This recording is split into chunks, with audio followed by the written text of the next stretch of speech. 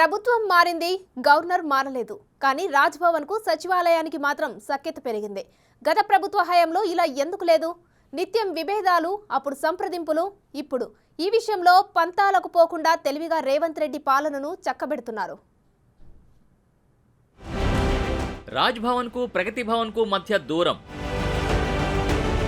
గవర్నర్ని ఆహ్వానించని ముఖ్యమంత్రి. ఇది గతం. బీఆర్ఎస్ ప్రభుత్వ హయాంలో తరచూ వినిపించిన మాటలు.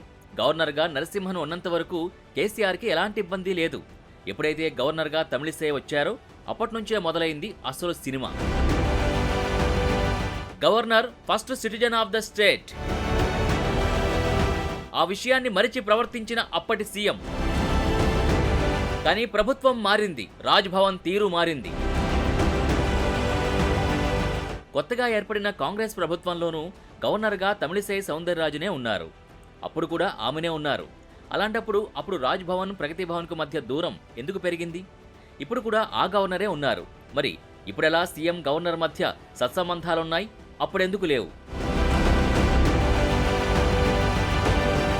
ఎన్నికలకు కొద్ది నెలల ముందే గవర్నర్ కోటాలో ఎమ్మెల్సీలుగా కౌశిక్ రెడ్డి, దాసోజు శ్రవణ్ పేర్లని కేసీఆర్ ప్రభుత్వం ప్రతిపాదించింది. ఆ ఫైల్పై చాలా కాలం ఎటూ తేల్చకుండా చివరికి వారిద్దరూ అన్ఫిట్ అని చెప్పింది రాజ్భవన్.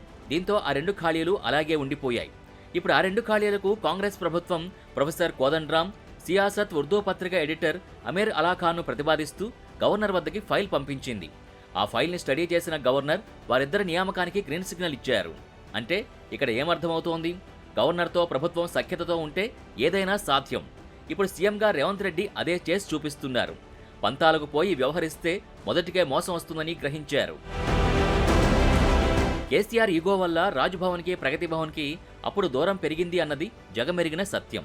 ఎవరూ కాదనలేరు. కేవలం కేసీఆర్ స్వయంకృతాపరాధం వల్లే ఆ రెండు గవర్నర్ కోటా పోస్టుల్ని తన వారికి ఇచ్చుకోలేకపోయారు. ఎందుకంటే గవర్నర్ తమిళిసై పట్ల కేసీఆర్ మొదట్నుంచి కూడా ఆధిపత్య ధోరణితో వ్యవహరించేవారు. ఆమెను అనేక రకాలుగా అవమానించారన్న సంఘటనలు కూడా ఉన్నాయి. రిపబ్లిక్ డే నాడు ఆమెను ఆహ్వానించలేదు అన్న ఆరోపణలున్నాయి. ఇప్పుడు ఏకంగా రాజ్భవన్కు సీఎం, డిప్యూటీ సీఎం వెళ్లి ఆమెను ఇన్వైట్ చేశారు. ఇలా గవర్నర్తో సఖ్యతతో ఉంటూ పాలన సాగిస్తేనే రాష్ట్రానికి అన్ని విధాలా మేలు. కానీ కేసీఆర్ ఈ నిజాన్ని అంగీకరించడు. అందుకే ఆ రెండు భవన్ల మధ్య దూరం పెరిగింది. ఇక్కడ మనం టీఎస్పీఎస్సీ బోర్డు గురించి ప్రత్యేకంగా మాట్లాడుకోవాలి. ఎందుకంటే ఇప్పుడు నియమితులైన టీఎస్పీఎస్సీ చైర్మన్, సభ్యులు అందరూ వివాదరహితులే. ఏనాడు కూడా ఇతర విషయాల్లో తలదూర్చింది లేదు. అందుకే రేవంత్ సర్కార్ వారిని ఎంపిక చేసి గవర్నర్ ఆమోదానికి పంపించింది. గవర్నర్ కూడా వారి బ్యాక్గ్రౌండ్ చెక్ చేసి ఆమోదం తెలిపారు.